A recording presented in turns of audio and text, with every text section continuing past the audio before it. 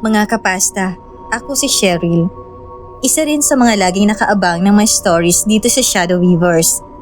Sabi ko sa sarili ko, mukhang pwede ko rin namang isend ang kakatuwang karanasan ko noong nagtatrabaho pa ako sa isang school sa Santa Mesa bilang janitress noong taong 2011. Ang schedule na ibinigay sa akin ng supervisor namin ay pang second shift. Ang oras ko ay 12 p.m. to 8 p.m. Ang area ko naman ay sa mga classroom at CR ng first and second floor sa building 2. Kanya-kanya kasi kami ng area ng mga kasamahan kong janitress. Bagong gawa lang ang building to noon. Noong mga unang araw ko ay okay lang naman. Wala akong na-encounter na problema.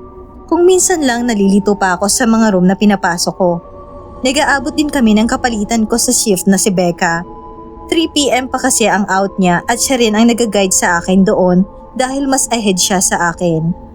Sinasamahan pa niya ako sa paglilinis ng mga CR sa building. Wala sa isip ko ang takot dahil sa ganoong oras ay ongoing pa ang mga classes sa classroom doon.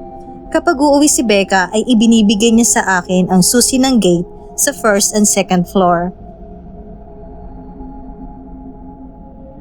Pagdating ng 5:30 ng hapon, nag-uuwian na mga estudyante sa bawat classroom. Una ko munang pinuntahan ang mga classroom sa first floor dahil wala nang nagkaklase doon. Nawalisan ko na ng maayos at hinanay ko na rin ang mga upuan. Nang makababa na ang mga estudyante sa second floor, umakyat na ako. Hindi ko alam kung bakit bigla akong kinabahan. Pinatugtog ko na lang ang music sa cellphone ko at nag-earphone na lang ako habang naglilinis doon. Nung nagwawalis na ako sa tapat ng isang classroom, parang may naulinigan akong ungol. Tinanggal ko ang earphone ko at pinakinggan kong mabuti kung saan yun nanggagaling. Nawala naman, kaya ibinalik ko sa tenga ko ang earphone ko. Maya-maya, sa sulok ng mata ko ay may nakita akong anino na dumaan sa likuran ko. Napalingon agad ako. Nanlaki ang mga mata ko nang maabutan ng tingin ko yung anino na pumasok sa isang classroom. Hindi ko alam kung susundan ko o hindi kasi mukhang hindi siya anino ng tao. Ang laki-laki na parang sa kapre. Pero parang may nagtutulak sa akin na sundan ko kaya humakbang ako palapit doon. Pagbungad ko sa classroom ay hindi ko naman nakita ang kung sino mang may-ari ng malaking anino na yon. Pagpihit ko pabalik ay nakita ko ulit ito na lumiko sa kabilang daanan. Parang sadyang nagpapahabol. Huminga ako ng malalim. Ang bala ko ay tatakbo sa hagdan pababa. Pero madadaanan ko yung nilikuan ng malaking anino kaya dahan-dahan ang mga hakbang ko. Binabalot na ako sa sobrang takot noon. Nang makarating na ako sa likuran ay bumulaga sa akin ang dambuhalang anino. Napatingala ako. Hindi pala siya isang ordinaryong anino, kundi isang itim na nilalang na animoy usok. Kaya napagkamalan kong anino. Nanatili lang ito doon sa madilim na sulok ng hallway. Wala naman akong nakitang mukha kundi hugis lang talaga ng napakalaking tao. Sa pagitan ng nangangalog kong paa at tuhod ay pinilit kong makatakbo pero hindi ako makasigaw. Yung pakiramdam na sumisigaw na ako kaso walang lumalabas na boses sa bibig ko. Nabangga ako si school guard na nagro-roving nung oras na yon. Tinanong niya agad ako kung anong nangyari sa akin. Sinabi ko naman ang totoo. Pinuntahan niya yung sinasabi ko, ngunit tulad ng inaasahan ay wala na itong nakita doon. Pero sinabi niya sa akin na posible talagang may mga ganoong nilalang doon. Dahil bago ito yung building 2, ang lugar na yon ay napapalibutan ng naglalakihang mga puno. Maaaring ang mga kakatuwang nilalang na naninirahan sa mga nawalang puno ay doon na nanirahan sa building na yon. Sa takot ay sinubukan kong magpalipat ng area sa visor namin. Swerte ko dahil napagbigyan naman ako.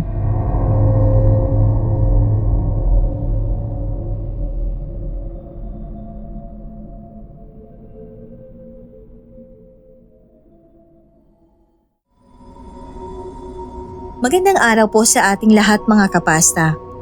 Emma po ang itawag niyo sa akin. Isang pangkaraniwang janitress pero proud ako sa trabaho ko. Ang ikikwento ko po sa inyo ay yung naranasan kong kababalaghan noong nagtatrabaho pa ako sa isang ahensya ng gobyerno. Hindi ko na lang po babanggitin yung mismong ahensya. Mababait naman po ang mga katrabaho kong mga janitress at janitor din doon. Inaalalayan nila ako dahil bago pa lang ako.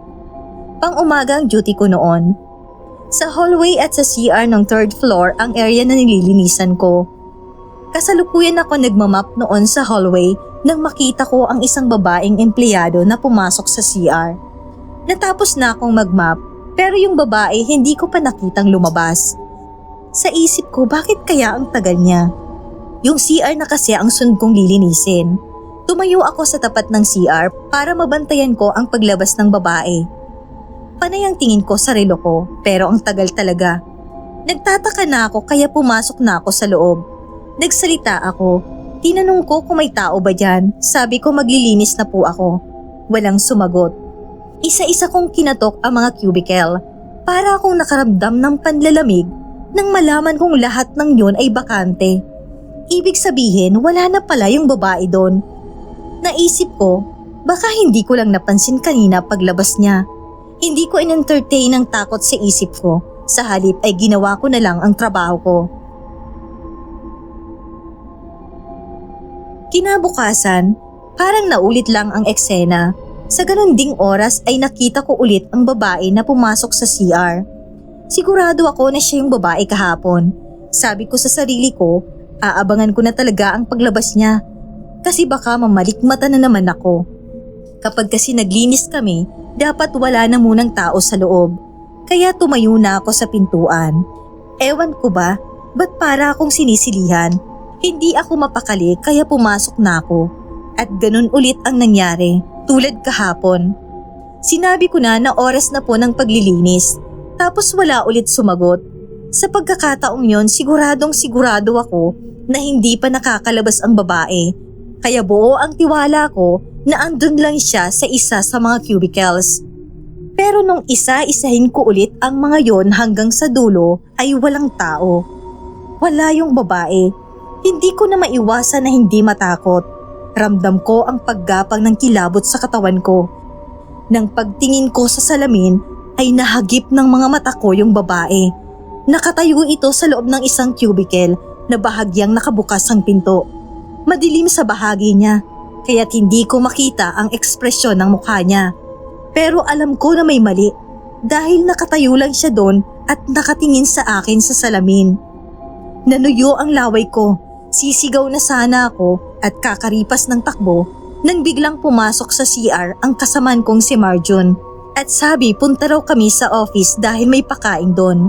Death anniversary daw kasi ng finance manager sa building na yon. Hindi ako nagpahalata sa kasama ko. Kinalma ko ang sarili ko at sumabay na ako sa paglabas niya sa CR. Pero hindi pa doon natapos ang panghihilakbot ko mga kapasta. Dahil pagdating namin sa opisina kung saan may pakain, nakita ko ang picture ng sinasabi niyang dating finance manager.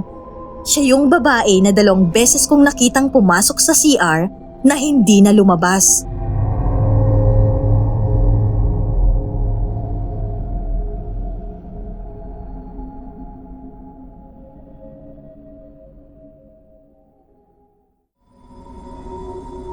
Ako po si Maylene. Hello po sa inyo mga kapasta. Gusto kong maibahagi sa inyo ang kwento tungkol sa isang pamahiin na hindi ko akalaing magkakatotoo. Janitress po ako sa isang building sa Binondo, Manila. Mga Chinese ang halos karamihan sa mga kasamaan ko doon. Sa ibaba ng building ay may nagtitinda ng mga yosi at candy. Itago na lang po natin siya sa pangalang Kuya Bobot. Lahat ng empleyado doon ay kasundo niya. Mga suki rin kasi niya sila sa paninda niya. Mabait naman po talaga si Kuya Bobot. Palabati siya at kung minsan, kahit sa hindi niya kilala. Mag-aalas 7 na ng gabi noon, malapit na kaming mag-uwian. Bumaba ako para itabi na ang mga gamit ko sa paglilinis.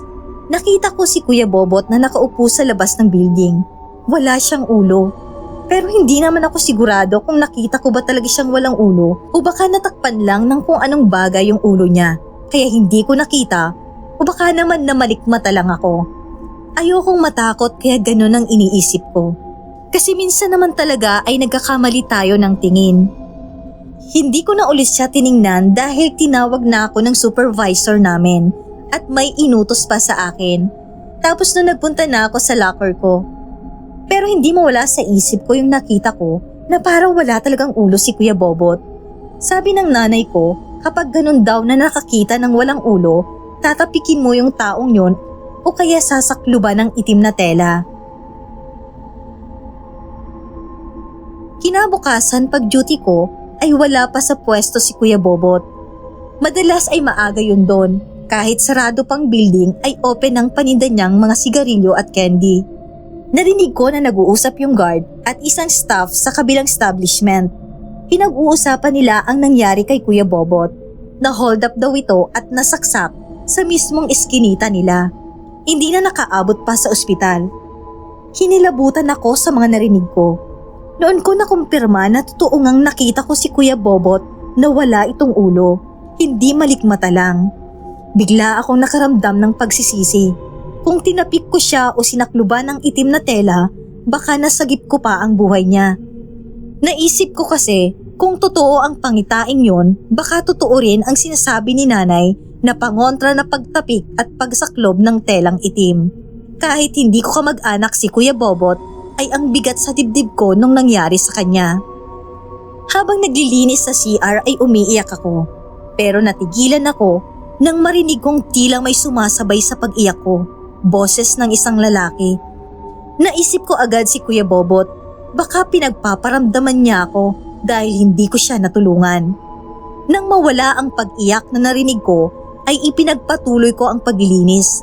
Binilisan ko ang kilos dahil nakakaramdam na ako ng takot. Makalipas lang ang ilang saglit, ay muli kong narinig ang iyak na yon na pamilyar na boses. Pamilyar ngunit makapanindig balahibo sa pagkakataong yon dahil tila nanggagaling ito sa ilalim ng lupa. Nanlata na talaga ako sa sobrang nerbiyos. Ayokong luminga dahil baka pag luminga ako ay bigla ko nalang makita ang multo ni Kuya Bobot sa kung saang sulok doon. Halos hindi ako humihinga sa pagmamadali na matapos ko ang paglilinis. Hindi ko naman kasi pwedeng hindi tapusin. May kasungitan ang amo namin, kaya kahit nanlalata at nanlalamig ako sa takot ay ginawa ko pa rin ang trabaho ko habang ang pag-iyak ng nakakakilabot na boses ay patuloy na umaalingaw-ngaw sa tenga ko. Nang sa wakas ay matapos ko na, kumaripas na ako ng takbo palabas sa CR. Sama-sama kaming magkakasamahan na nakipaglibing kay Kuya Bobot. Ibinulong ko sa kanya ang paghingi ko ng tawad sa pagsawalang bahala ko sa nakita ko sa kanya. Mula naman noon ay hindi na ulit siya nagparamdam sa akin.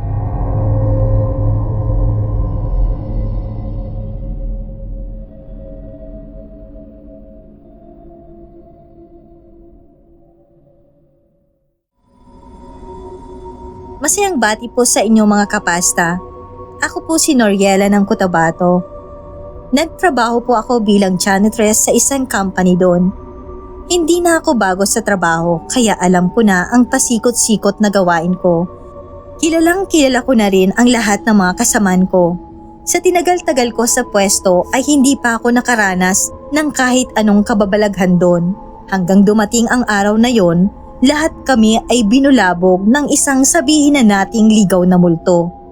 Hawak ko ang first at second floor ng building. Nasa first floor ang room kung saan nakalagay lahat ang mga gamit namin sa paglilinis. Nagtaka ako dahil magulo yon na para bang nilindol. Naiiling na inayos ko na lang. Sa isip ko, kapag nalaman ko kung sino ang may gawa nun, kukumprontahin ko talaga. Tapos lumabas na ako dala ang mga gamit kong paglinis. Nakasalubong ko ang kapwa ko janitress na si Cynthia. Nagngitian pa nga kami. Pero hindi pa ako nakakalayo nang marinig ko ang malakas na boses niya mula sa room na pinanggalingan ko. Bumalik ako at nabungaran ko siyang nagtatatalak kasi bakit daw ganun kagulo ang mga gamit doon. Hindi ko raw ba inayos ang pagkuha? Napagbintangan pa ako. Nagulat din ako at sabi ko sa kanya, kakaayos ko lang ng mga yan bago ako lumabas. Naabutan ko rin kakong magulo kanina ang mga gamit. Kilala ko naman si Cynthia, matalak talaga siya.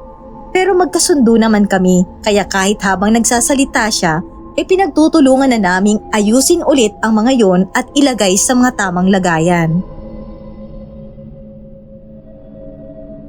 Oras oras ng break time ay magkakasabay kaming kumain sa kantina mga kapwa ko janitress at janitors. Nagkatinginan at nagkatanungan kami dahil pare-pareho pala kami ng naranasan. Iisa ang naabutan naming itsura ng mga gamit sa lagayan namin. Magulo at kahit inayos na namin, yung bagong dating ay ganun pa rin ang daratnan. Hindi maiwasan na hindi magkatakutan dahil sa pangyayaring yon. Nung ibabalik ko na tuloy ang mga gamit ko sa silid na yon, nagpasama talaga ako sa kasamaan ko. Nung sumunod na araw, nagmamap ako sa lobby. Isinandal ko muna yung map sa wall malapit sa elevator dahil may pinulot akong basura at inilagay ko muna sa basurahan. Pagbalik ko sa pinagsandalan ko ng map ay wala na ito roon. Nagtaka ako dahil alam na alam kong doon ko lang yon sinandal. Luminga ako, nakita ko na nandun ang map. Umakbang ako ng marahan palapit sa map. Nang malapit na ako, bigla itong nabuwal kahit wala namang tao o hangin sa paligid, kaya napaatras ako. Yung empleyado doon na nakakita sa akin ay natatawa pa at sinabing huwag ko raw takutin ang sarili ko, sabay tapik sa balikat ko. Pero hindi lang pala ako ang nakaranas nun. Dahil nung magkakwentuhan kami ng mga kasamaan ko, ay kanya-kanya sila ng pagbibida na yung mga gamit nila ay bigla na lang daw nawawala sa pwesto. Yung basahan nga raw ni Cynthia ay bigla na lang humagis sa mukha niya, kaya nagtatakbo raw siya palabas ng CR. Sa CR kasi ang duty niya. Dahil sa mga naranasan namin ay tinipon kami ng supervisor at sinabing magpapatawag siya ng pare para i-bless ang mga area namin. Ngayon lang daw nangyari ang ganon, kaya wala rin siyang idea kung sino ang multo at kung ano ang pakay nito sa amin. Mula naman nang maipabless ay hindi na naulit pa ang kababalaghang yon.